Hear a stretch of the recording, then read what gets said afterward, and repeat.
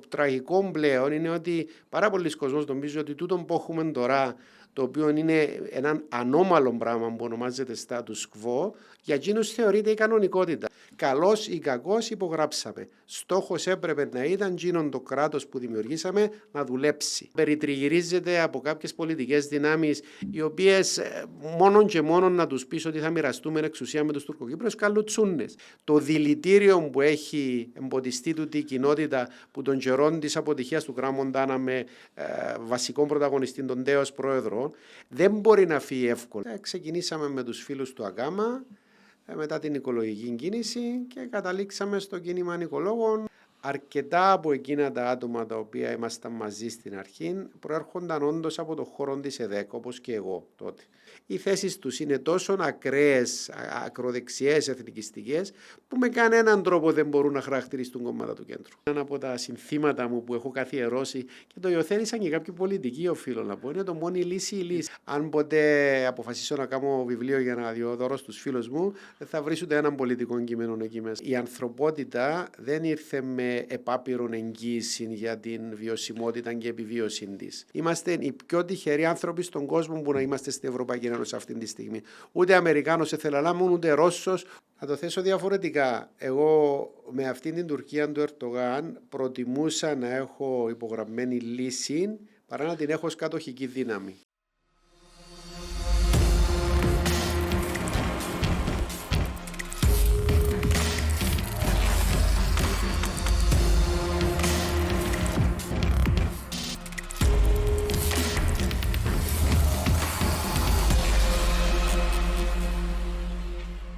Γεια σας, σήμερα έχουμε καλεσμένο στο Unmute τον Γιάννον Ιωάννου, ένα γνωστό blogger που κυκλοφορεί στη διαδικτυακή πιάτσα με το όνομα Στροβογιώτης.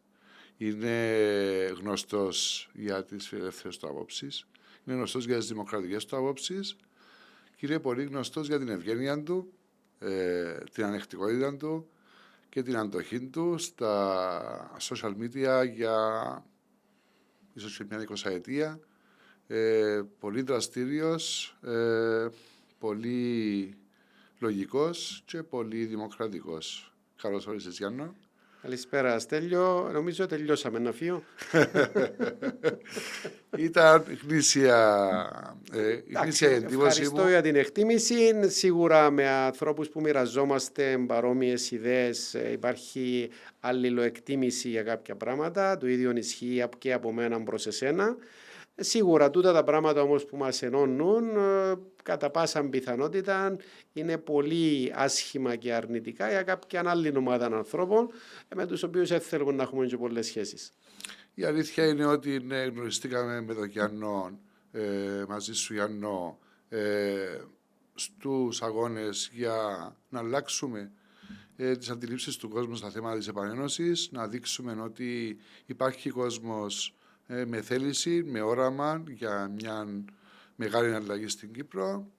Η αλήθεια είναι ότι έχουμε αποτύχει να καταφέρουμε να αλλάξουμε πολλά πράγματα.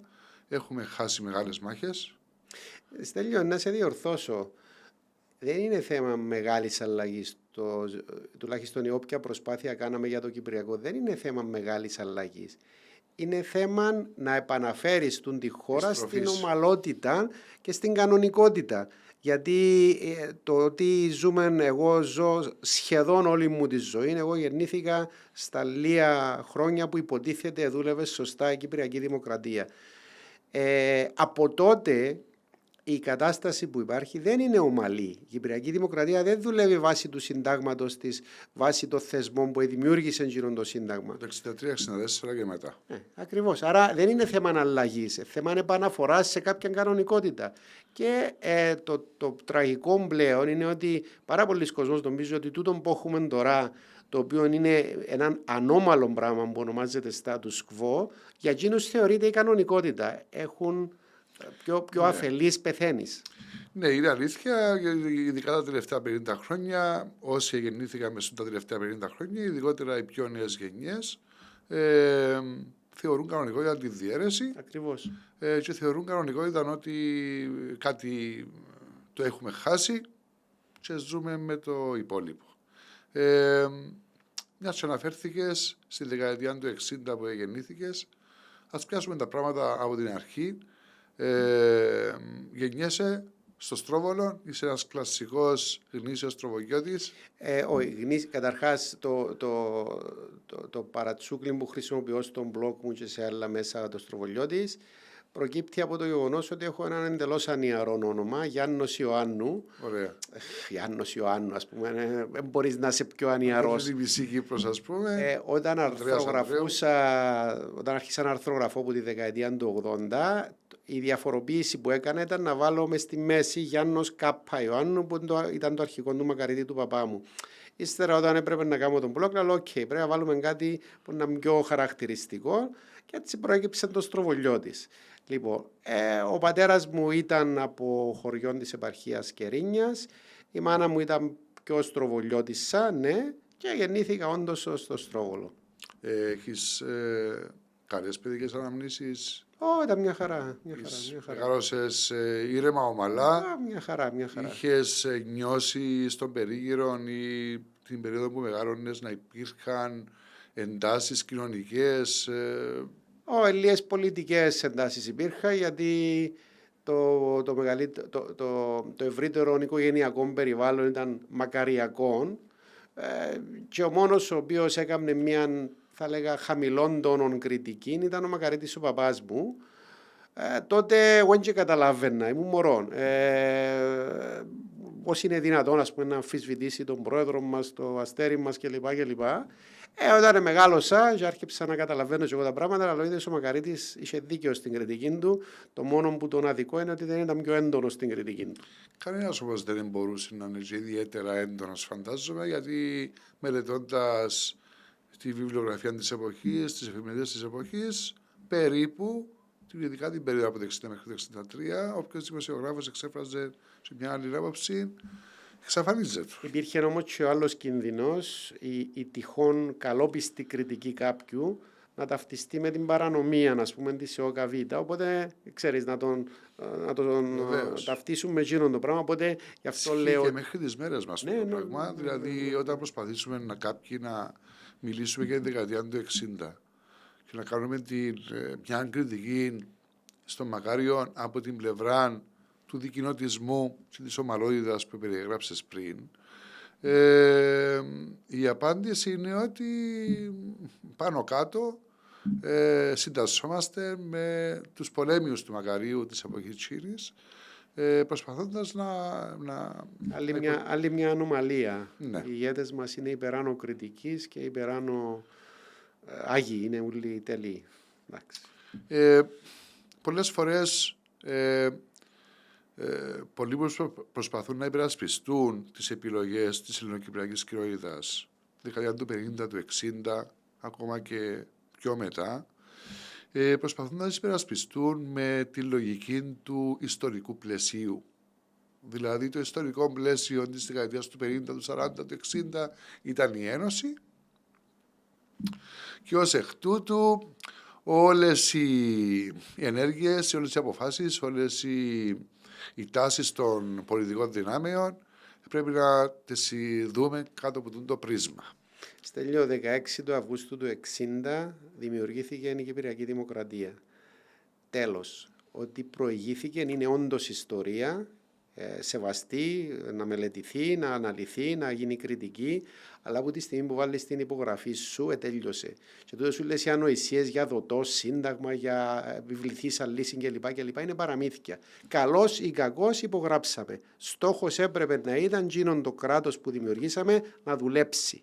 Όχι να έχει άλλα πίσω από το μυαλό του και ο πρόεδρος μας και όλοι οι άλλοι που ήταν γύρω του και να καταλήξουμε στην κατάρρευση του 3 χρόνια αργότερα. Τούτον το πράγμα δεν είναι θεμιτόν. Δηλαδή δεν γίνεται να βάλεις υπογραφή, αλλά να την βάλεις και να έχεις άλλα πράγματα στο μυαλό σου. Η αλήθεια είναι ότι η ελληνική κοινότητα και η ηγεσία της χρησιμοποίησαν την ανεξαρτησία ή είδαν την ανεξαρτησία ως ένα σταθμό για κάτι άλλο, που δεν ξέρω τι ήταν η Ένωση, ήταν η ελληνοκυπριακή κυριαρχία στο νησί, η απεμπόληση του δικοινοτισμού. Ήταν σίγουρα κάτι άλλο από αυτό που είχα. Είναι τούτα που έχεις αναφέρει τότε, είναι σε μια σειρά δεύτερον και τρίτον και τέταρτο σχέδιο. Δηλαδή για κάποια μυαλά, ακόμα και τούντες μέρες που είχαμε την επέτειο της Κυπριακής Δημοκρατίας, κάποια μυαλά, αν είναι δυνατόν, να αρθρογραφούν υπέρ της Ένωσης με την Ελλάδα. Η Κυπριακή Δημοκρατία λέει το καλύτερο πράγμα που μας έτυχε, αλλά ως σταθμός προς την Ένωση. Δηλαδή, δεν έχω μαλλιά, αλλά τραβάς τα μαλλιά σου. Να λαλούν τα πράγματα το 2025 ακόμα. Δεν βλέπουν τι έγινε, ας πούμε. Δεν βλέπουν την καταστροφή που έφεραν τούτες οι ιδέες τότε. Έτσι υπάρχει μια αντίφαση με την υπεράσπιση της οντότητας, της κρατικής οντότητας. Ναι, αλλά τη βλέπουν ως σταθμό για παρακάτω. Ναι. Σου λέει η Κυπριακή Δημοκρατία είναι δική μας, θα την κρατήσουμε, να την καθαρίσουμε από τα ανεπιθύμητα στοιχεία, δεν ξέρω πώς, και ύστερα να την ενώσουμε με την Ελλάδα. Ακόμα σκέφτονται το πράγμα το 2025, αν είναι δυνατό. Ελήψη όμως αυτού, λόγω αδυναμίας να πετύχουν αυτό, σκέφτονται τα σχέδια Plan B, Plan C, δηλαδή η Ελληνοκυπριακή Δημοκρατία ως το οδό Λίδρας, αλλά να ελέγχεται από το Στέλιον, τον Γιάννον, όχι τον Μεχμέτ και τον Χουσέιν, και είμαστε καλά. Και πιστεύουν ότι τούτο το πράγμα είναι και βιώσιμο, είναι και ασφαλές, είναι και κάτι το οποίο μπορεί να θεωρηθεί λύση. Είναι ασφαλές να πούμε ότι η κυβέρνηση Χριστοδουλίδη έχει ακριβώς την νοοτροπία και την βαθιά ιδεολογία. Να σου πω κάτι, το να αποδώσεις στην παρούσα κυβέρνηση ιδεολογία, νομίζω τους κάνεις καλόν. Δυστυχώς νομίζω δεν έχουν ιδεολογία. Δυστυχώς πάσουν όπως πάντα πράγματα και πράττουν. Όπως πηγαίναμε πάντα, Γιάννο. Όχι, μπορεί να είχε, επί Τάσου Παπαδόπουλου υπήρχε ιδεολογία. Δεν υπάρχει θέμα. Επί Κληρίδη υπήρχαν δυο ιδεολογίες, δυο περίοδοι, ας πούμε, με διαφορετική ιδεολογία. Αλλά επί της παρούσας κυβέρνησης νιώθω ότι πάμε και βλέπουμε πηγαίνοντας, ας πούμε, πώς να λειτουργήσουμε, πώς να κάνουμε, πώς να φτιάσουμε. Δεν μπορώ να αντιληφθώ πώς μπορεί να επαναλαμβάνει 24 ώρες το 24ωρο, 7 μέρες την εβδομάδα ο πρόεδρος μας τις σωστές του δηλώσεις περί της λύσης, αλλά να περιτριγυρίζεται από κάποιες πολιτικές δυνάμεις οι οποίες μόνον και μόνον να τους πεις ότι θα μοιραστούμε εξουσία με τους Τουρκοκύπριους καλουτσούνες. Πώς θα προωθήσεις ρε άνθρωπε μου λύση αφού είναι λίγο γύρω σου έθελον έτσι πράγμα. Είναι όμως η κλασική ελληνοκυπριακή διγλωσσία τούτη. Δηλαδή άλλα λέμε έξω, άλλα κάνουμε. Δηλαδή κλασική διγλωσσία, δηλαδή ξέρεις, φτάσαμε σε σημείο να μιλούν όλοι για επανένωση ή ακόμα και να αποδέχονται μια προοπτική ομοσπονδιακή τώρα που την έχουν σκοτώσει. Τώρα που την έχουν σκοτώσει. Μιλούν όλοι για επανένωση. Ας πούμε δεν έχουν πρόβλημα να πούνε. Ενώ πριν κάποια χρόνια που ήταν ζωντανή η προοπτική για ομοσπονδία. Σίγουρα ο πρόεδρος μας μιλάει εκ του ασφαλούς, νιώθοντας που τη μια ότι είναι πολύ πιθανό να επανεκλεγεί ο Τατάρ στο βορρά και από την άλλη ακόμα και αν επανεκλεγεί αν βγει ο Χιουρμάν, ήδη χτίζουν επιχειρήματα ότι είναι τόσο καλός όσο τον Ακιντζή και εκείνον και τούτον και λοιπά. Καλά. Τον καιρό που είχαμε τον Ακιντζή και μπορούσαμε να τα βρούμε μαζί του, εσύ και η ομάδα σου, ας πούμε, ουσιαστικά έσκασες το. Τώρα να που γυρεύεις τον Ακιντζή, να πρέπει να πάρει εκείνο που να επιλέξουν οι απέναντι. Ο οποίος σίγουρα δεν είναι Τατάρ. Και έχει και κάποιες απόψεις οι οποίες μπορεί να ακούγονται άσχημες για μας, αλλά είναι σωστές. Εκείνο που λέει να έχει χρονοδιάγραμμα, εγώ λέω ότι βεβαίως πρέπει να έχει χρονοδιάγραμμα. Τούτη η ιστορία με το χωρίς χρονοδιαγράμματα. Άμα ο ίδιος ο πρόεδρος μας ομολογούσε, εν πάση περιπτώσει, τώρα τελευταίος εντολαλή, ότι φτάσαμε στον παραέναν της λύσης στο Grand Montana, ωραία, και αφού θέλεις να πάμε για μέ που ήταν, αν ο άλλος δεχτεί και πάμε εκεί, τότε εκείνο που έμεινε το έναν, πόσες ώρες θέλεις να το λύσεις, θέλεις μέρες να σου δώσω, θέλεις εβδομάδες, ναι, ένα μήνα πάρ' το. Σε κλείσω δεν μας έχει εμπιστοσύνη πλέον η διεθνής κοινότητα, ούτε η Ευρωπαϊκή Ένωση. Δεν ξέρω και πόσες ελπίδες υπάρχουν μέσα στην ελληνοκυπριακή κοινότητα να αλλάξουν πολιτικά τα πράγματα. Εσύ βλέπεις να υπάρχει κάποια διέξοδος? Όχι. Δεν μπορώ να, δηλαδή όση προσπάθεια και να κάνω, φανταστείς κάποιο σενάριο. Δεν μπορώ να φανταστώ κάποιο σενάριο που να οδηγεί σε θετική εξέλιξη. Δηλαδή, τώρα στο σημείο που είμαστε, η όποια επόμενη θετική εξέλιξη είναι να αλλάξουν ηγέτη οι Τουρκοκύπροι. Πες έγινε αυτό. Πες δέχεται να πάει σε συνομιλίες. Πες πάει και ο δικός μας. Και πες ότι καταλήγουν. Δηλαδή πες ότι ο πρόεδρος μας αντιλαμβάνεται επιτέλους ότι δεν μπορεί να είναι μόνο στα λόγια. Πρέπει να το κάνει και στην πράξη και συμφωνεί σου.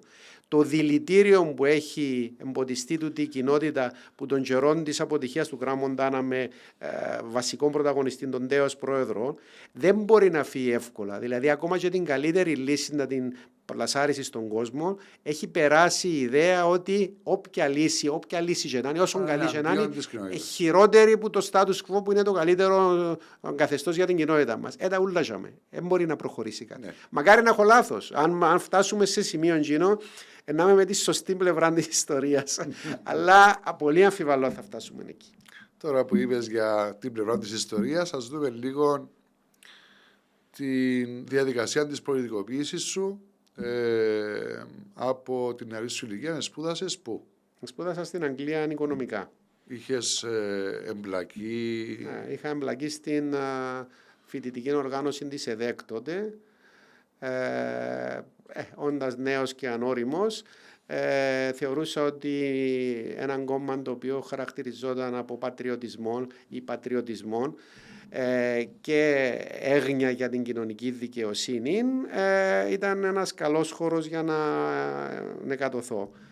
Στον δρόμο αντιλήφθηκα ότι ο όποιος πατριωτισμός ήταν όντως εντός εισαγωγικών και η κοινωνική δικαιοσύνη δεν εκφράζεται απαραίτητος με οδηγίες από ψηλά, αλλά εκφράζεται με την καλή λειτουργία μιας ελεύθερης αγοράς, μιας αστικής κοινωνίας, με τους κρατικούς θεσμούς παρόντες φυσικά, αλλά με τους παίχτες να μπορούν να λειτουργούν μέσα σε έναν πλαίσιο καλά οργανωμένων, καλά θεσμοθετημένων, καλά νομοθετημένων.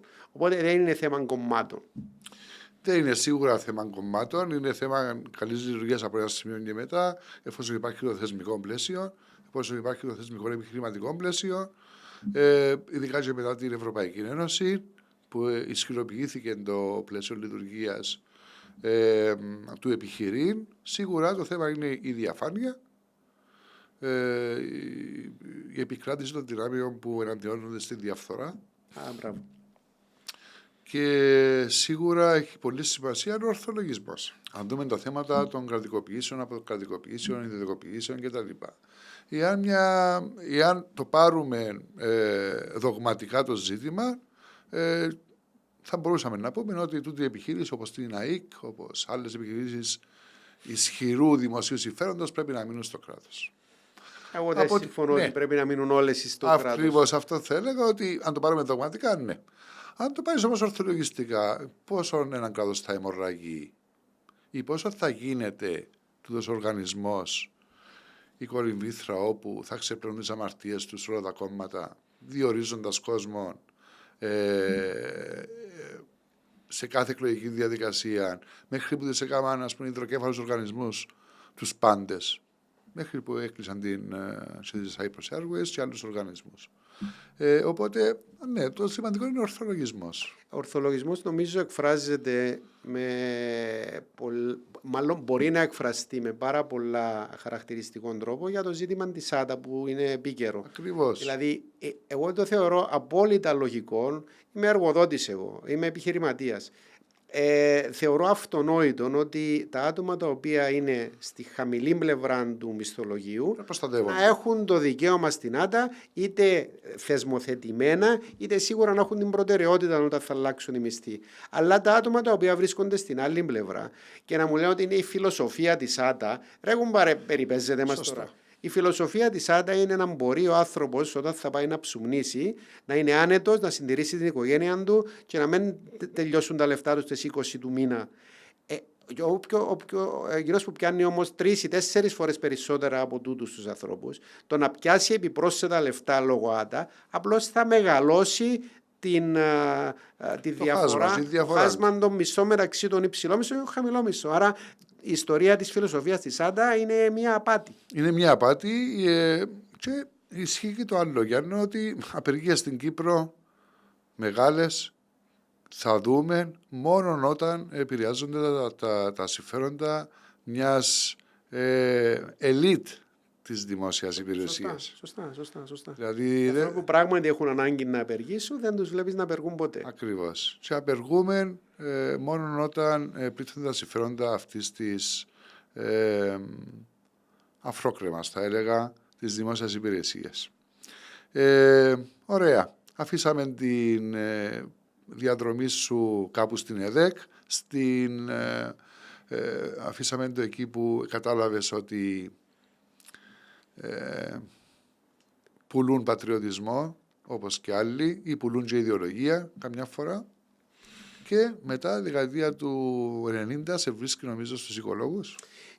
Είχα ξεκινήσει από τον καιρό που ήμουν φοιτητής, είχα επιλέξει κάποια μαθήματα που είχα σχέση με περιβαλλοντικά, οικονομικά, ίσως να ήμουν από τους πρώτους Κυπραίους φοιτητές, και άρχισα να μπαίνω στη λογική της διαχείρισης του περιβάλλοντος με τρόπους που είναι συμβατοί με έναν οικονομικό μοντέλο. Και όταν ήρθα πίσω, είχα ξεκινήσει τότε και αρθρογραφία, και υπήρχε έτσι μια ευρύτερη παρέα που γνωριστήκαμε στην παλιά Λευκοσία, που είχε παρόμοιες ανησυχίες. Ξεκινήσαμε με τους φίλους του ΑΚΑΜΑ, μετά την οικολογική κίνηση, και καταλήξαμε στο κίνημα οικολόγων, όπου ήμουν ένας από τα ιδρυτικά στελέχη. Ναι. Είχες και κομματικό αξίωμα? Ναι, βεβαίως είχα. Σε όλη μου την καριέρα μέχρι το 2004 είχα διάφορα κομματικά αξιώματα, ναι. Δηλαδή ίσως στην περίοδο που οι οικολόγοι δεν είχαν μπει ακόμα στη Βουλή. Όχι, είχαν μπει πρώτη φορά το 2001. Ήμουν στο ψηφοδέλτιο για τις εκλογές του 1996 και του 2001 που είχε εκλεγεί ο Γιώργος Οπερδίκης. Δεν εξελέγει εγώ φυσικά. Era ένα βουλευτή, πέρασαν το όριο το 1,8. Ναι, πέρασαμε το 1,8 τότε και είχαμε τον Γιώργο. Εντάξει, μετά πήρε την πορεία που πήρε το κίνημα οικολόγων, αλλά εγώ έφυγα το 2004 μετά το δημοψήφισμα. Πώς έγινε? Για λόγους πολιτικούς. Από παρενθετικά ότι σε θυμάμαι στην εκδήλωση στο συναδριακό, στο Φιλοξενία, σε θυμάμαι τη μεγάλη εκδήλωση για τον ΝΕ, στο δημοψήφισμα, σε θυμάμαι να παίρνεις τον λόγο στο βήμα ως στέλεχος ακόμα των οικολόγων που ήταν με τον ΝΕ. Νομίζω ήταν και ο Βασίλης Πρωτοπαπάς που την ΕΔΕΚΑ, δεν κάνω λάθος. Ναι, σωστά. Και εκεί ήμασταν, και την Τετάρτη πριν το δημοψήφισμα είχε γίνει και συλλαλητήριο στην Παιδεία. Βεβαίως, έξω ήμασταν εκεί ήμασταν και είχα την τιμή να με δίπλα. Εκεί είχες μιλήσει. Που τον Κληρίδη, τον Βασιλείου, τον Χρήστου, τον Λέλλον, τον Αναστασιάδη. Εν πάση περιπτώσει, είχα φύγει από τους οικολόγους για 2 λόγους. Ο πρώτος λόγος ήταν πιο γενικά πολιτικός, δηλαδή κάποιοι φίλοι εκεί μέσα λειτουργούσαν με τρόπο που έλεγαν ότι, ας πούμε, ο Στέλιος δεν είναι θέμα αν έχει δίκαιο ή άδικο. Το θέμα είναι ότι ήρθε κοντά μας και πρέπει να τον εξυπηρετήσουμε γιατί θέλουμε τον. Εγώ ήταν να πω ένα λεπτό. Κατάλαβα. Ο Στέλιος ζητά το πράγμα ή έρχεται να μας ενημερώσει το πράγμα. Λέει πελάρες, γιατί να το στηρίξουμε. Κάποιοι άλλοι φίλοι λαλούσαν όχι. Ο Στέλιος ήρθε κοντά μας, πρέπει να τον κρατήσουμε. Κάμε ό,τι μπορείς να βοηθήσει. Εγώ δεν τον βοηθώ. Λοιπόν, ύστερα προέκυψαν και τα ζητήματα με το Κυπριακό που ήμουν στη μειοψηφία, μικρή μειοψηφία, αν οφείλω να το παραδεχτώ. Των στελεχών που ήταν υπέρ της ψήφισης του σχεδίου ΑΝΑΝ. Είχατε κάνει ψηφοφορία τότε? Ναι. Στην Κεντρική Επιτροπή, σε συνέδριο, σε συνδιάσκεψη, κάτι? Δεν θυμάμαι τι όργανο ήταν, αλλά θυμάμαι ότι είμαστε γύρω στο 20% εμείς του ναι, ας πούμε, και άλλοι 80%, οπότε αντιλαμβάνεσαι ότι επίαν... Δεν σε έπαιρνε να κάνεις τίποτα. Ναι, δεν υπήρχε θέμα. Στις εκδηλώσεις για πριν το δημοψήφισμα είχα παρουσιαστεί όντως ως στέλεχος, αλλά λίγο μετά αποχώρησα και από τότε δεν έχω ενταχθεί. Η πηγή αυτής της τάσης μες στο κίνημα των οικολόγων προς αυτό που λέμε εμείς απορριπτισμό, φυσικά αυτοί δεν τον δέχονται τον όρο. Πάση περιπτώσει φοβική αντιμετώπιση, θα έλεγα, της ομοσπονδιακής προοπτικής, να το θέσουμε πιο πολιτικά. Πού εδράζεται, νομίζεις, τούτη η φοβική αντίδραση? Υπάρχουν δύο τρόποι να το απαντήσω τούτον. Διότι θα τους περιμέναμε πιο προοδευτικούς, πιο ανοιχτομυαλούς. Ναι, υπάρχει γενικά τα ευρωπαϊκά κινήματα, ας πούμε, στα πρώτα του στάδια, ταυτίζοντας συνήθως με ειρηνιστές, με ανθρώπους που έμεναν μακριά από τον εθνικισμό και προσπαθούσαν να λύσουν προβλήματα παρά να τα φέρουν σε σύγκρουση. Στην περίπτωση τη δική μας υπήρχαν δύο χαρακτηριστικά. Αρκετά από εκείνα τα άτομα τα οποία ήμασταν μαζί στην αρχή προέρχονταν όντως από το χώρο της ΕΔΕΚ, όπως και εγώ τότε. Άρα κουβαλούσαν μαζί τους ανάλογες ιδέες. Μια άλλη ομάδα εκεί στην παλιά Λευκοσία ήταν του λεγόμενου ανένταχτου χώρου, που ακόμα και τότε μιλούσα για αυτοδιάθεση κλπ. Αυτοδιάθεση τα μέσα της δεκαετίας του 80, τι ακριβώς εννοούμε αυτοδιάθεση? Έχουμε κυπριακή δημοκρατία, έχουμε πρόβλημα και προσπαθούμε να το λύσουμε. Τότε δεν αντιλαμβανόμουν, επαναλαμβάνω, πάρα πολλά αυτά τα πράγματα. Ύστερα εφάνηκε ότι... Ήρθα στην επιφάνεια. Ακριβώς, ύστερα εφάνηκε που ήθελαν να πάρουν τα πράγματα.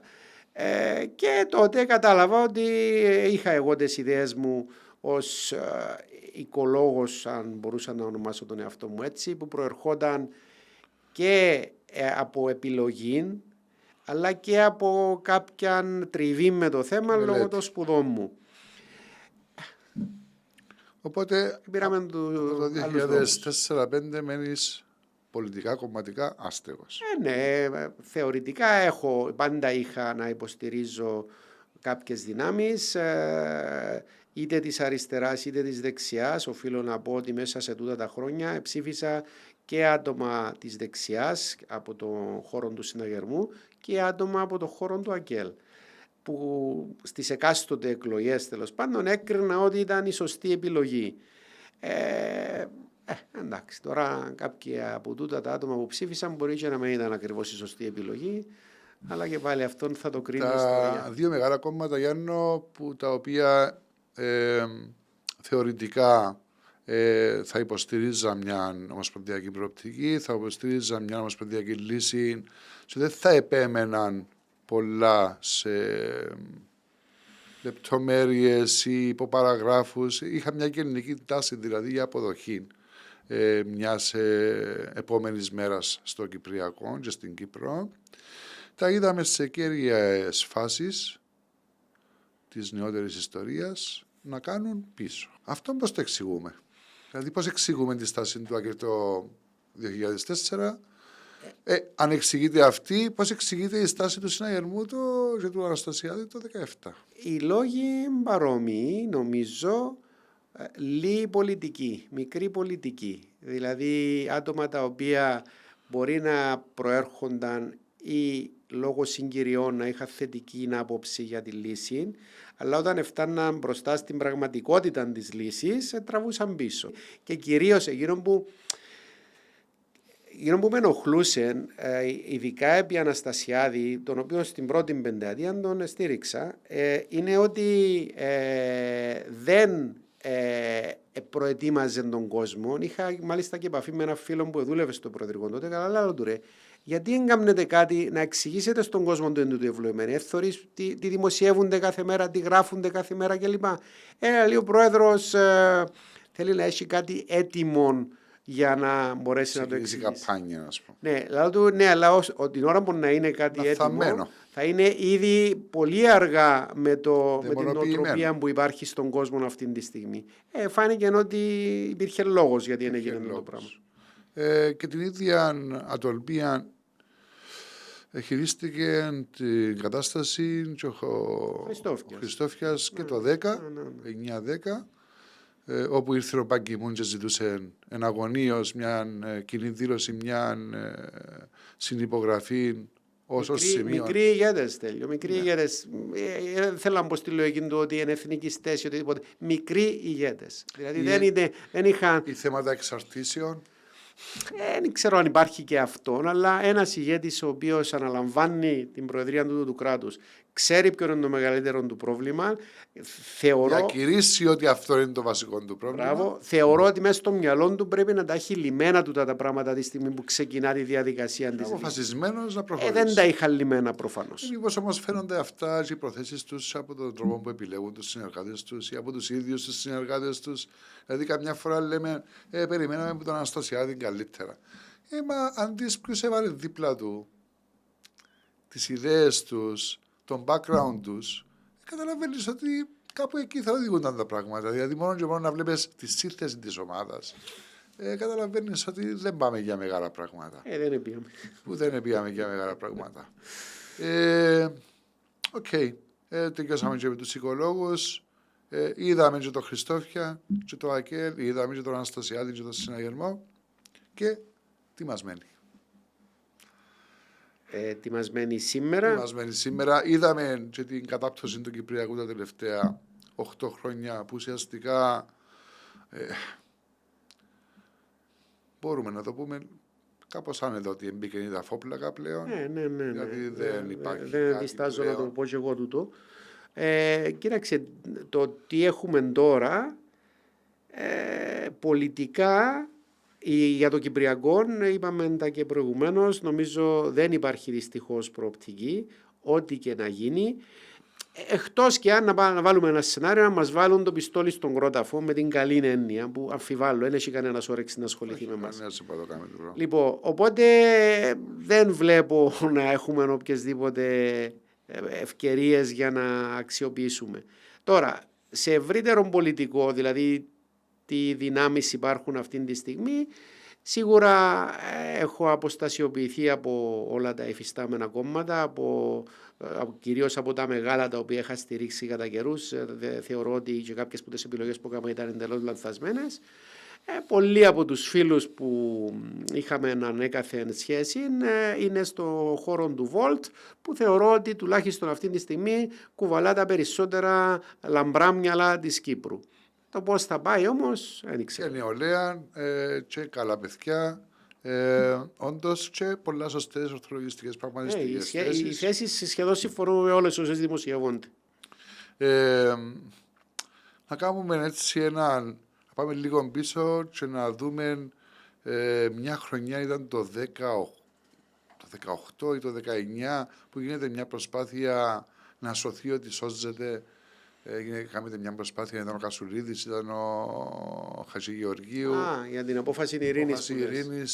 Που ήσουν και εσείς στο πάνελ. Ήμουν όντως με πρόσκληση του ανθρώπου που ήταν πίσω από την οργάνωση του Νίκου του Μεσαρίτη, ο οποίος από το 2004 είχε τοποθετηθεί ευθαρσός υπέρ της λύσης και ήταν ο άνθρωπος ο οποίος είχε οργανώσει τις εκδηλώσεις των συνεδριακών και την Πλατεία Ελευθερίας το 2004. Άρα ο Νίκος είχε μια ιστορία που δεν μπορούσε να την αμφισβητήσει κάποιος. Και πήγε να μαζέψει άτομα από διάφορους πολιτικούς χώρους, κυρίως πιο μεγάλου. Εγώ ήμουν ο τελευταίος τροχός. Αλλά τουλάχιστον την περίοδο εκείνη που υπήρχαν ακόμα ελπίδες. Άμα σκεφτείς ότι είχαμε μαζί μας και τον Αλέκο Μαρκίδη, ο οποίος πραγματικά ήταν από τους ανθρώπους με το πιο έντονο και πιο πλήρες θεωρητικό υπόβαθρο για να σου αναλύσει το Κυπριακό και τις πτυχές της λύσης, καταλαβαίνεις ότι ήταν μεγάλης βαρύτητας τούτη ομάδα. Ο Μαρκίδης ήταν ο Χρήστου. Ναι, ήταν και ο Χρήστου. Καζαμίας.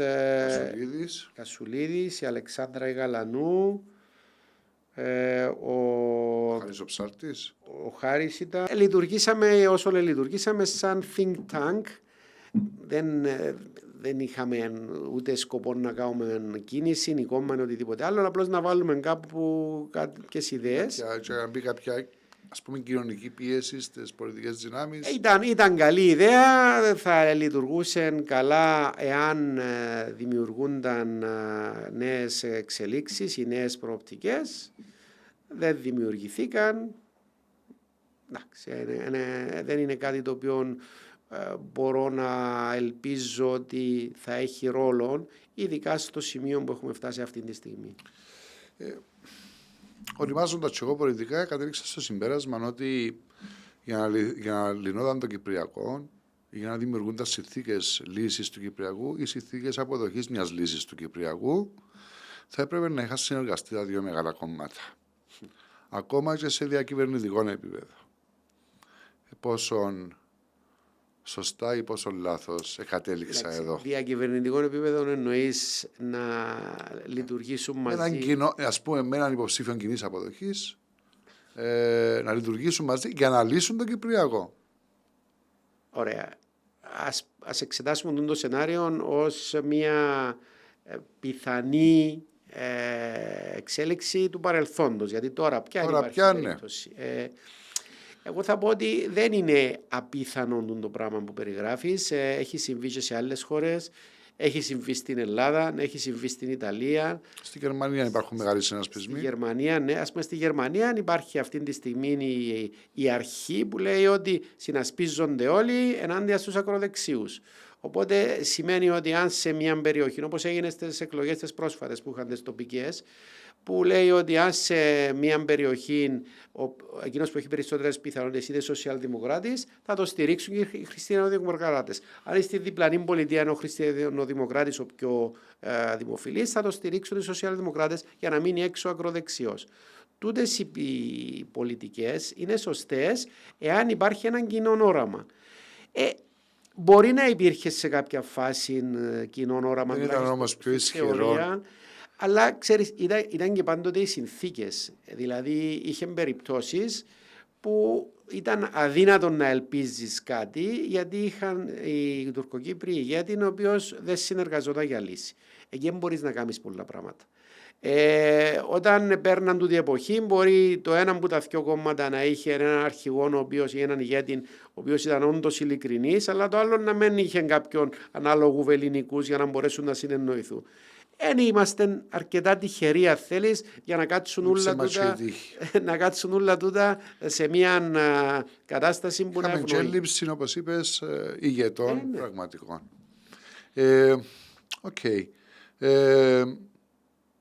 Μια άποψη για τα κόμματα του λεγόμενου κέντρου. Υπό κανονικές συνθήκες, τα κόμματα του κέντρου θα έπρεπε να ήταν ως κεντρώα που είναι ιδεολογικά, ας πούμε όπως η ΕΔΕΚ, το ΔΙΚΟ, κλασικά κομμάτια του κέντρου, θα πρέπει να ήταν και λίγο πιο διαλλακτικά στο Κυπριακό. Καλά, κάτσε. Ποιος λέει ότι έχουν ιδεολογία του κέντρου?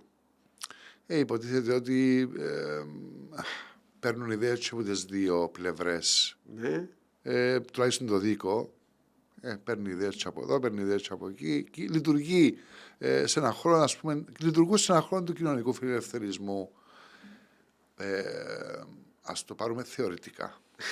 Θεωρητικά να το πάρουμε. Θεωρητικά. Εγώ θεωρώ ότι δεν έχει νόημα η περιγραφή κόμμα του κέντρου. Άμα δεις τις βασικές τους απόψεις, μπορεί όντως κάποτε να πηγαίνουν προς τα δεξιά, κάποτε στα αριστερά, το οποίο ας πούμε ότι τους κερδίζει το χαρακτηρισμό του κεντρού. Αλλά πάνω στο βασικό μας το ζήτημα, το πολιτικό, το κυπριακό, οι θέσεις τους είναι τόσο ακραίες, ακροδεξιές, εθνικιστικές, που με κανέναν τρόπο δεν μπορούν να χαρακτηριστούν κόμματα του κέντρου. Είναι διάφορες εκφάνσεις της ακροδεξιάς. Μήπως μία από τις ατυχίες που είχαμε σαν πολιτικό σύστημα τόσα χρόνια ήταν που δεν είχαμε πραγματικά κόμματα του κέντρου με πραγματικές επανενωτικές διαθέσεις που θα μπορούσαν να χρησιμοποιηθούν ως συνεργάτες των μεγάλων κομμάτων, διότι τι έχουμε δει τόσα χρόνια? Έχουμε δει το ΑΚΕΛ να εκλυπαρεί για μια συνεργασία με τα λεγόμενα κεντρώα κόμματα για να βρεθεί στην εξουσία, το αντίστοιχο να κάνει και η δεξιά, δηλαδή όταν η κυβέρνηση ο Κληρίδης ήταν με συνεργασίες τέτοιου τύπου, όταν η κυβέρνηση ο Αναστασιάδης επίσης, ειδικά την πρώτη φορά.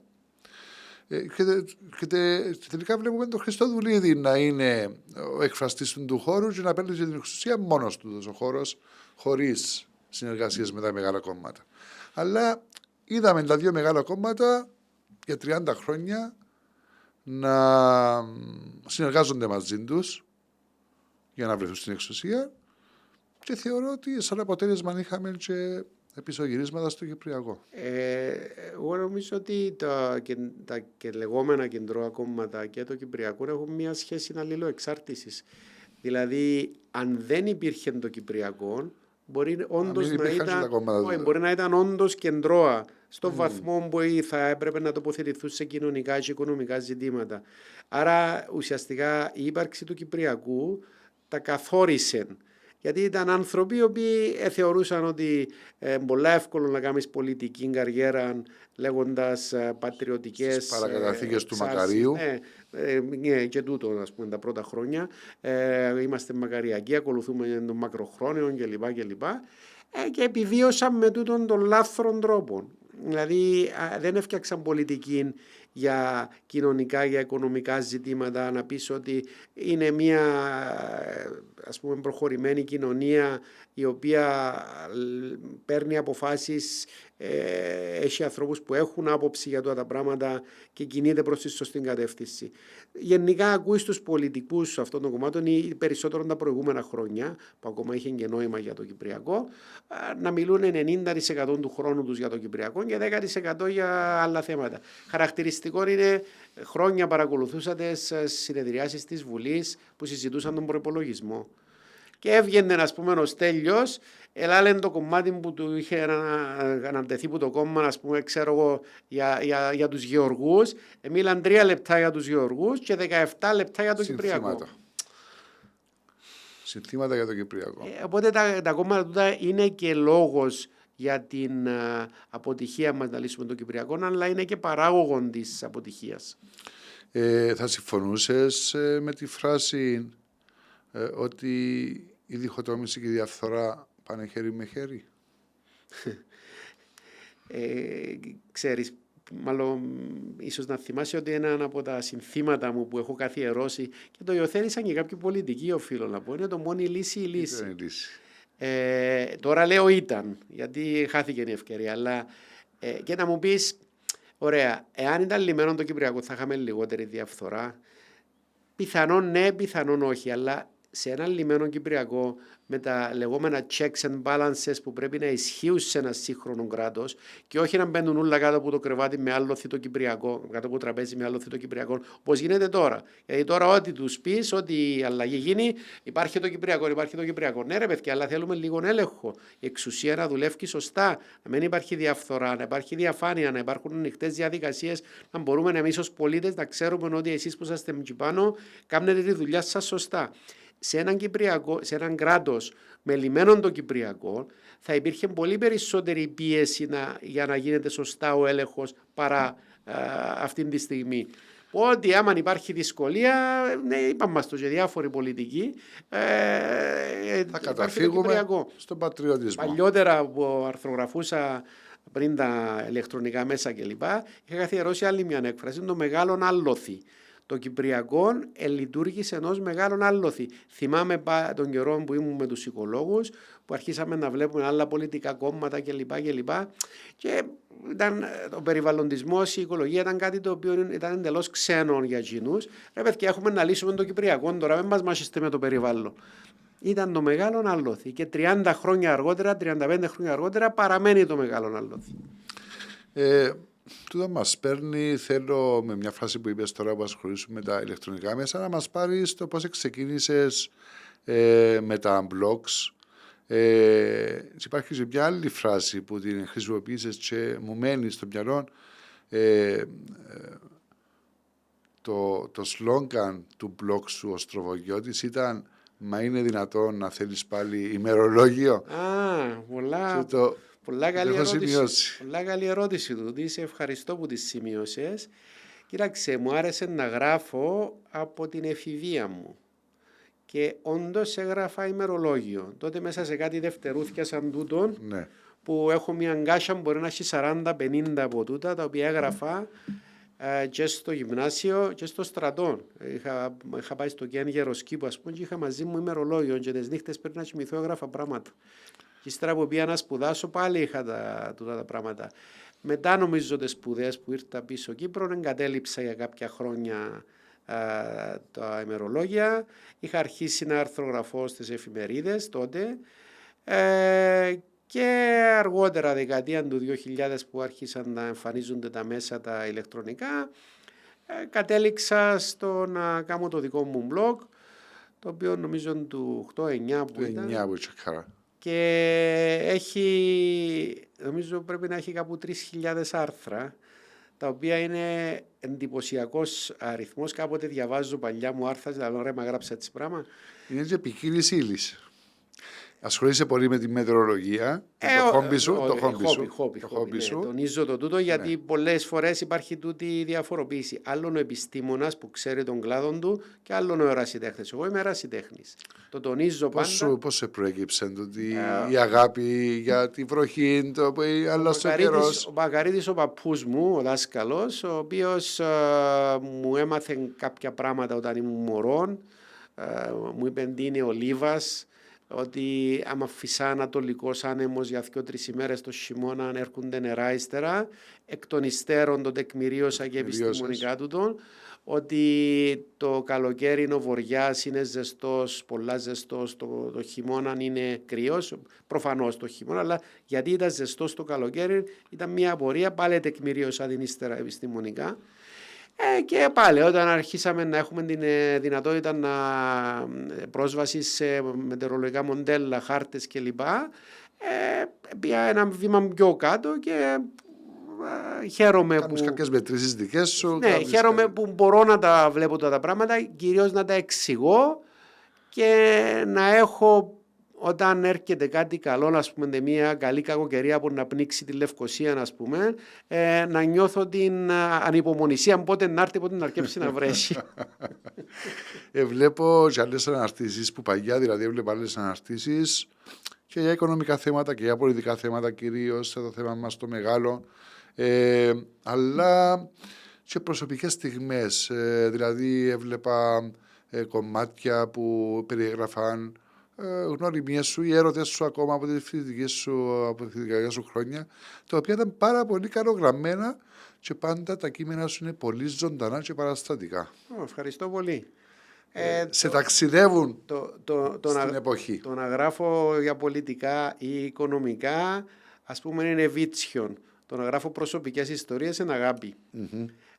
Και αν ποτέ... Δεν και βλέπω και ιδιαίτερο λόγο, γιατί από τη στιγμή που υπάρχουν ηλεκτρονικά μπορεί να τα βρει οποιοδήποτε. Αν ποτέ αποφασίσω να κάνω βιβλίο για να δώσω στους φίλους μου, δεν θα βρεις ούτε έναν πολιτικό κείμενο εκεί μέσα. Θα είναι όλες οι άλλες ιστορίες. Ναι. Εβίωσες τα τελευταία 20 ετία και το ταξίδι σου ως γονιός. Τι δυσκολίες αντιμετώπισες?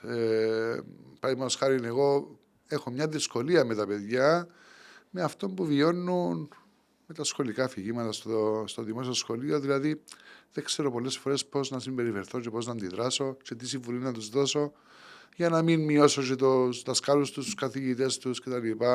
Που ακούω να μου φέρνουν σπίτι διάφορα πράγματα που είναι πολλές φορές και εξωφρενικά. Η διαχείριση των κοπελουθιών είναι πολύ μεγάλο ζήτημα. Είχαμε μια πορεία με την σύζυγό μου μακρά, όσα χρόνια έχουμε κοπελούθια.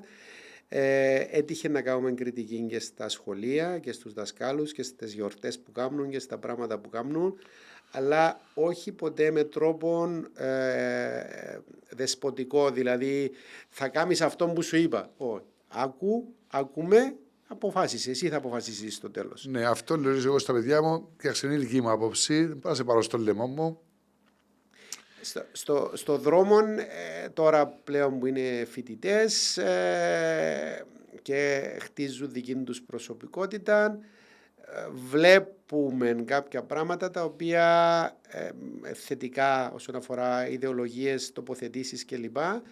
Τώρα, αν ευκήκαν που μας, τους γονιούς, ή αν ήταν δική τους έρευνα και πρωτοβουλία, δεν μπορώ να το ξέρω, αλλά για κάποια πράγματα θεωρούμε ότι έγινε καλή δουλειά. Οφείλω να πω εδώ έτσι σχετικά ότι ο γιος μου έκαμε και στρατόν, όπως όλα τα αγόρια της ηλικίας του, και είχε δύσκολο στρατόν τους πρώτους μήνες. Ύστερα μπήκε σε μια διαδικασία να κάνει τη δουλειά του, να προσπαθεί να αποφύγει προκλήσεις, κόντρες κλπ. Και τέλειωσε με ικανοποιητικό τρόπο, ας πούμε. Εκ των υστέρων. Είχες άγχος, φαντάζομαι. Βεβαίως είχα. Εκ των υστέρων μας είπε και πράγματα τα οποία δεν μας τα είχε πει τότε που υπηρετούσε. Να μην σας προβληματίσει Ναι. περαιτέρω. Λέμε τέλειωσε, έκαμε το καθήκον του, πάει.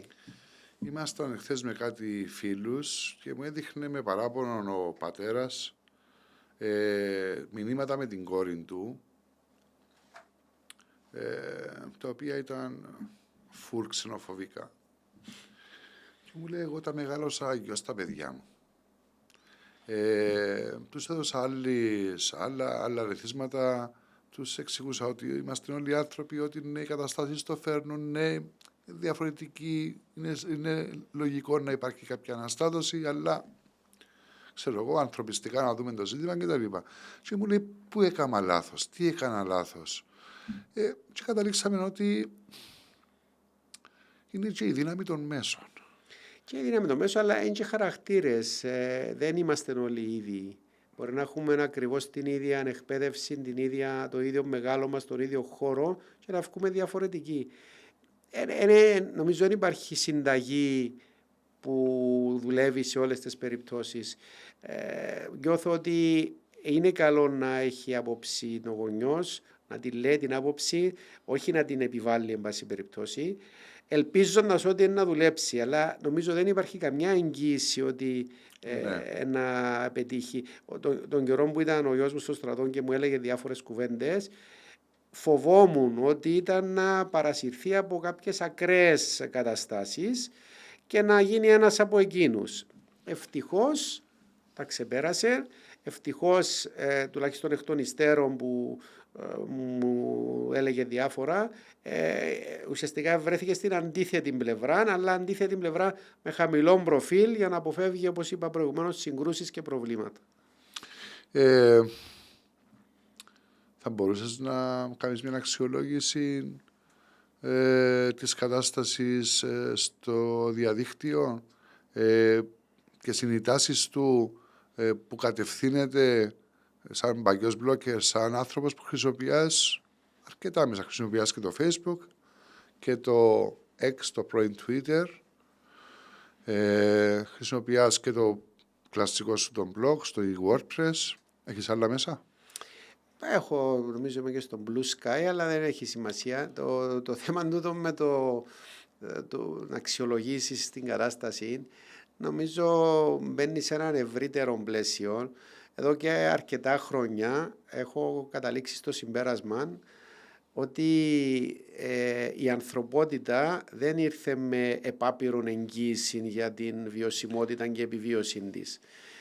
Και αυτό τι σημαίνει? Ότι δεν μπορείς να έχεις πάντα στο πίσω μέρος του μυαλού σου την ιδέα ότι θα επιβιώσουμε, θα τα καταφέρουμε, εντάξει, έχει δυσκολίες, έχει προβλήματα κλπ. Αλλά θα τα ξεπεράσουμε.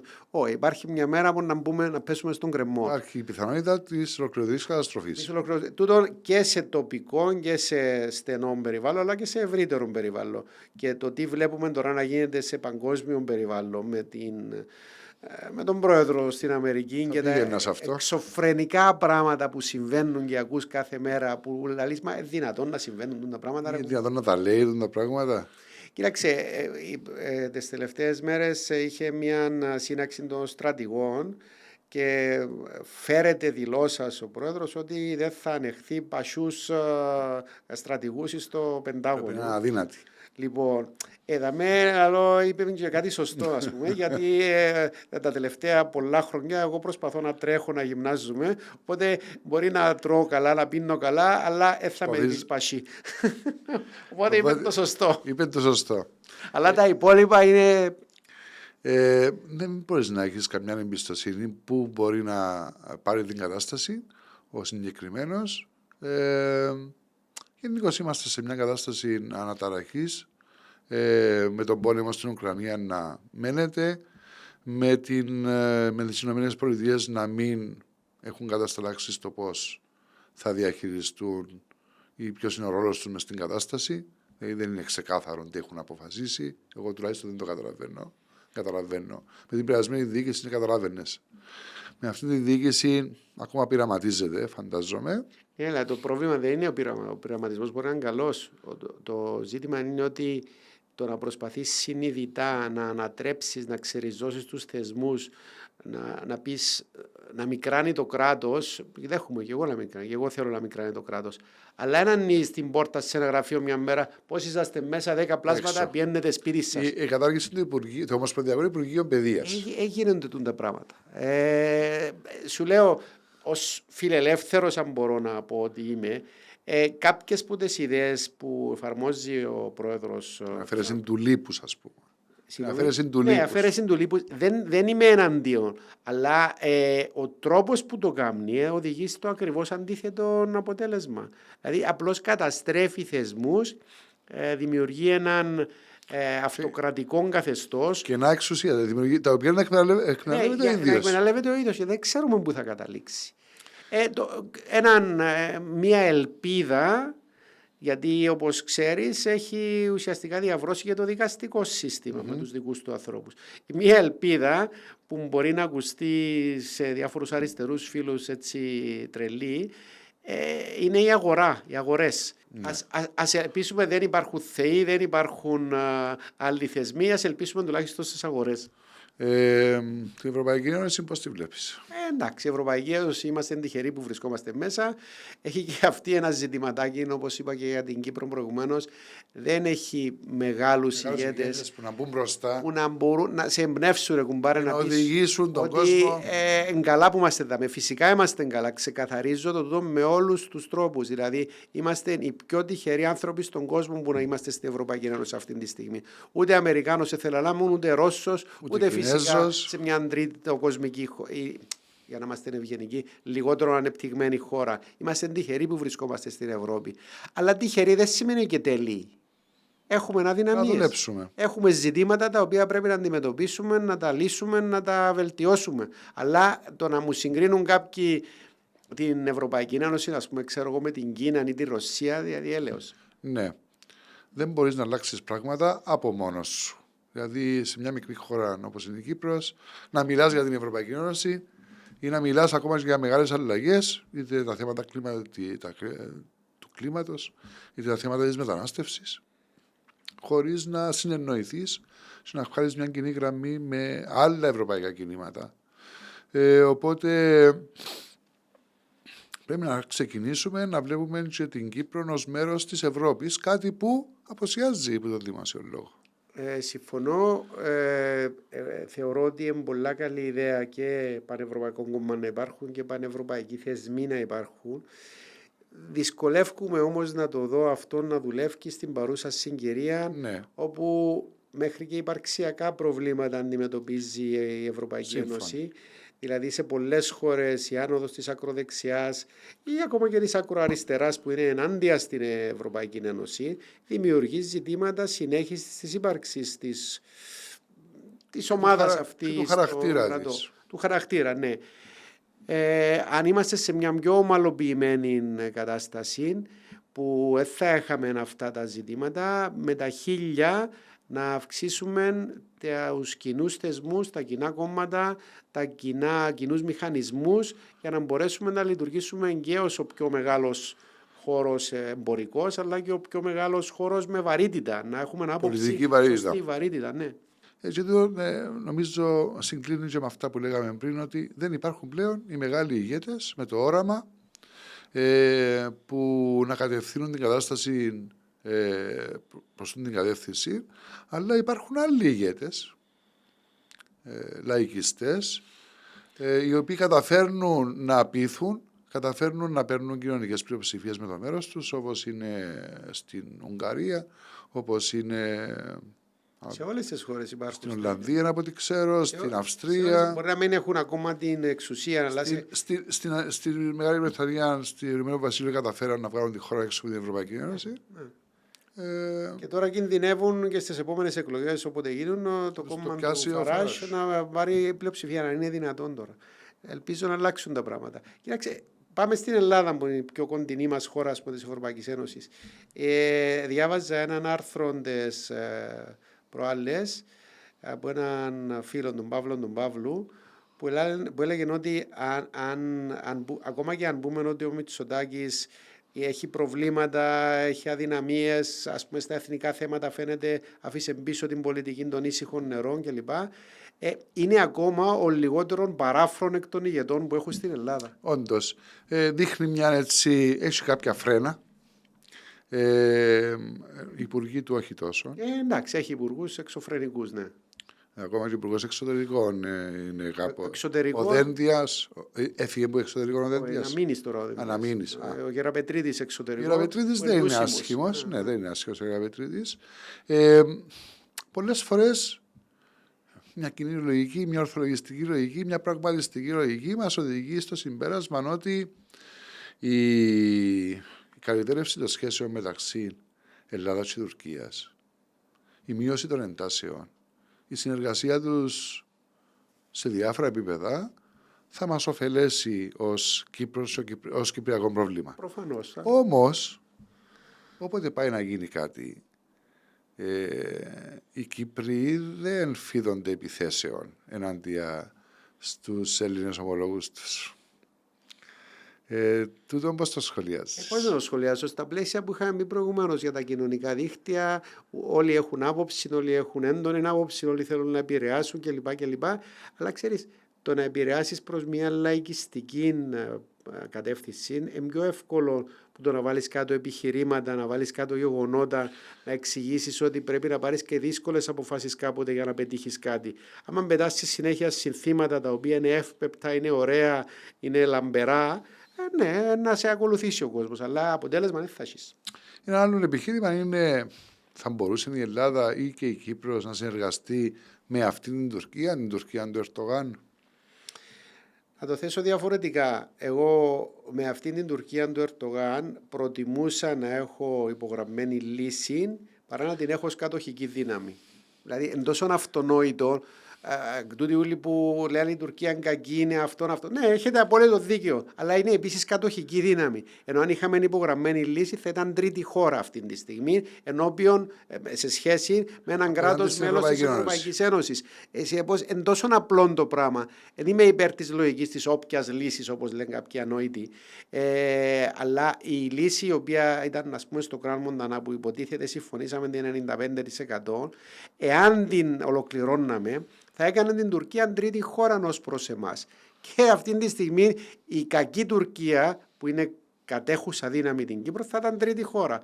Προτιμώ να ήταν τρίτη χώρα παρά κατοχική δύναμη. Με 40.000 στρατεύματα, με πλήρη έλεγχο πολιτικό. Σε έναν άρθρο, με έναν άρθρο που είχα προηγουμένως, κάποιος φίλος γνωστός της πατριωτικής σχολής λέει, είναι πολύ ανησυχητικό, λέει, πηγαίνοντας πίσω στο Κραν Μοντανά, που η Τουρκία συμφωνούσε με το 95% της λύσης.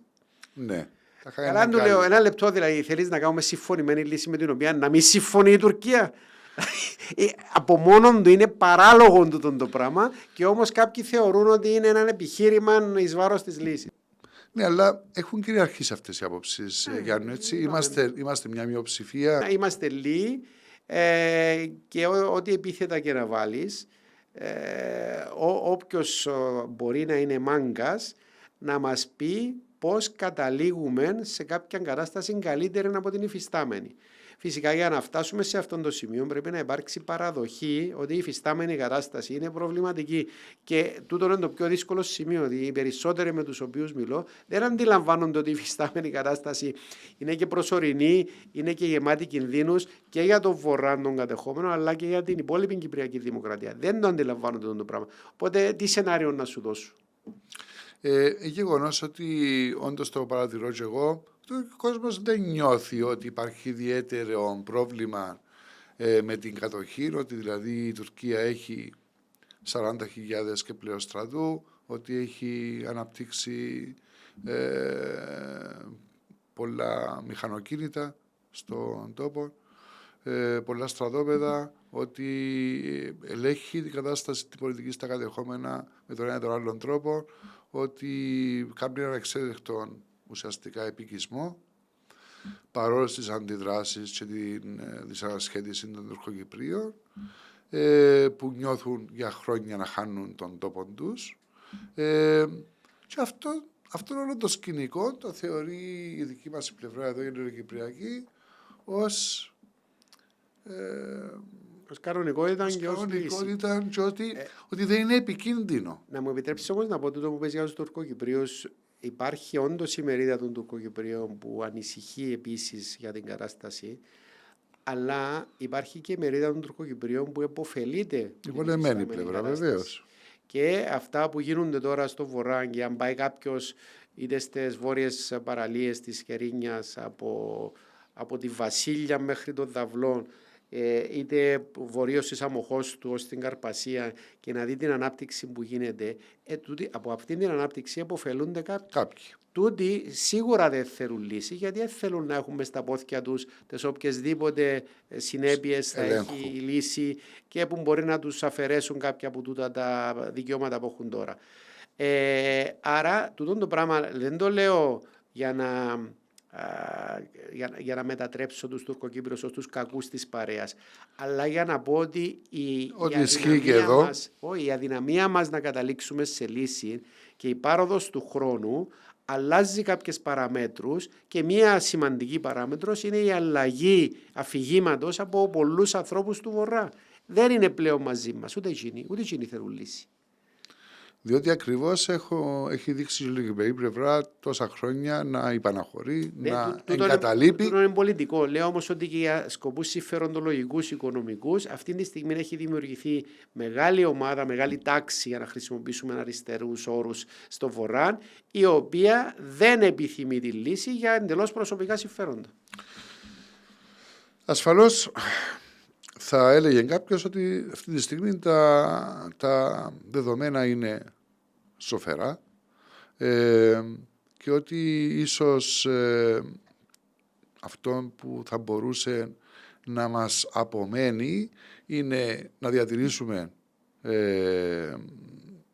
τις σχέσεις μας με την άλλη κοινότητα σε κοινωνικό επίπεδο και σε προσωπικό επίπεδο και σε πολιτικό επίπεδο, να συνεχίσουν οι επαφές, να φτιάξουμε κοινές πολιτικές δράσεις. Και όποιες πρωτοβουλίες παίρνουν ιδιώτες, επιχειρηματίες, σε προσωπικό επίπεδο για διατήρηση της σχέσης με την άλλη την πλευρά. Σίγουρα δεν υπάρχει τίποτε κακό σε τούτο. Αλλά Στέλιο, δυσκολεύομαι να δω κατάληξη. Δυσκολεύομαι να δω σενάριο τέλους για τούτο το πράγμα. Ναι, σενάριο ανατροπής. Να έχω φίλον τον Μεχμέτ όπως έχω φίλον τον Στέλιο. Ναι, μετά τι γίνεται όμως? Όταν θα γίνει μια στραβή και αρχίσουν να πέφτουν πυροβολισμοί, πάλι είναι τα χαπάρκα. Θα πάει ο καθένας στη γωνιά του. Κάπου άκουα σε συζήτηση φίλων με τουρκοκύπριων φίλων ότι υπάρχουν, λέει, και απειλές από κάποιες ανώνυμες οργανώσεις τώρα στο Βορρά, μη στηρίζετε τον Τουφάν γιατί ξέρω εγώ θα ξημερώσει η θήτε, κάτι τέτοια πράγματα. Και σκέφτομαι ότι εδώ μπορεί να μην έχουμε ανάλογες καταστάσεις, αλλά διαβάζοντας διάφορα στα κοινωνικά δίκτυα, όπως είπες, και τις εξωφρενικές, τις παρανοϊκές απόψεις που έχουν κάποιοι, δεν θα εκπλαγώ να ακούσω μια μέρα ότι βρεθήκα, ξέρω εγώ, 5-25 χρονοί, περάσα την πράσινη γραμμή, επειδή σκοτώσα 2 στρατιώτες γιατί θεωρούν το πατριωτικό τους καθήκον. Και ξεκινήσα πόλεμο. Και που για μένα εκεί. Κοίταξε, το βλέπεις, ας πούμε, έτσι με την ρητορική, τη ξενοφοβική ρητορική, ότι πληρώσαν την τα παιδιά των delivery. Ναι. Δηλαδή, δεν ξέρεις πού μπορεί να καταλήξει μια ακραία ρητορική. Όμως, να πιαστώ από κάτι που είπες για οικονομικές, επιχειρηματικές πρωτοβουλίες διακοινωτικής εμβέλειας, και να θυμηθώ ότι κάποτε έπιασε το βραβείο που καθιερώνει ο Στέγιος. Ναι, τα πρώτα χρόνια. Είχαμε συνεργασία με κάποιο φίλο Τουρκοκύπριων, ακόμα έχουμε. Την υποβάλαμε, μελετήθηκε, δεν ξέρω πώς το κάνουν κλπ. Και μας βράβευσαν. Κέρδισες το πρώτο βραβείο? Νομίζω τότε ήταν και πιο πολλά τα ποσά τότε. Ήταν λιγότερα τα βραβεία, αλλά ήταν εξίσου. Δηλαδή επέλεγαν από όλους όσους έκαναν αίτηση 10 10 Προτάσεις. συνεργασίες, 10 προτάσεις ακριβώς, τις οποίες θεωρούσαν ότι ήταν αξιόλογες και ότι εκπλήρωναν τους στόχους του βραβείου. Και είμαστε μία από τις ομάδες που είχαμε κερδίσει. Γνώρισες το Στέλιο Χατζιωάννου? Όχι, προσωπικά όχι. Αλλά είναι ένα παράδειγμα ανθρώπου επιχειρηματία που έχει προφανώς πολλά χρήματα και τα βάζει στη σωστή πλευρά της ιστορίας. Τούτον πάλι είναι κάποτε το λαλούν κάποιοι αρνητικά και κοροϊδευτικά. Δεν είναι θέμα σκληρών ιδεολογιών αριστερά-δεξιά. Έχει ανθρώπους της αριστεράς πονκαλί, έχει ανθρώπους της δεξιάς πονκαλί. Έχει και αντίστροφο όμως. Ναι. Και επίσης υπάρχουν λαϊκιστές σε όλο το φάσμα. Ναι, λαϊκιστές. Οι εύκολες κουβέντες, υπερπαραγωγή. εύπεπτες, συνθήματα, σημαίες.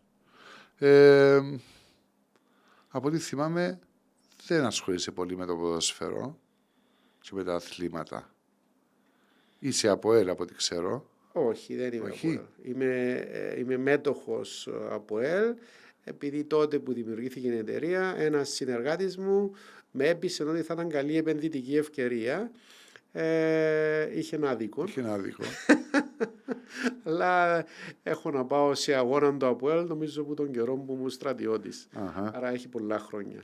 Η ομάδα η οποία υποστηρίζω αυτή τη στιγμή είναι εκείνη που έδερε τον Ολυμπιακό Πειραιώς στο Champions League. Υποστηρίζεις την Πάφο? Όχι. Συγγνώμη, τη Arsenal. Ήσουν πάντα με την Arsenal. Αλλά ως εκεί, εντάξει. Ήσουν πάντα με την Arsenal.